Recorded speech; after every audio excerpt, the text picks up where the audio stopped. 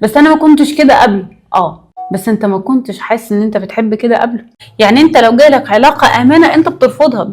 يعني الستات عيل ملسلس او بنت خنيقه مش طايقها ويروح للراجل او يعني للعكس اللي هو بيحسسه بالمعاناه. ليه؟ وفق طبيعه التعلق في نمط شخصيته، وفقا للطبيعه اللي هو بقى عليها وكبر عليها.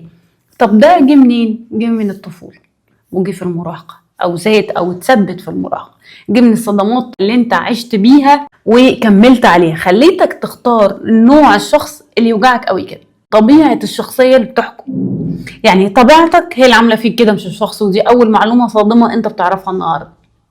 طبيعتك هي اللي حاكمه عليك بنمط التعلق ده. بس انا ما كنتش كده قبل. بس انت ما كنتش حاسس ان انت بتحب كده قبل. طبيعتك ظهرت لان هي اختارت النمط ده.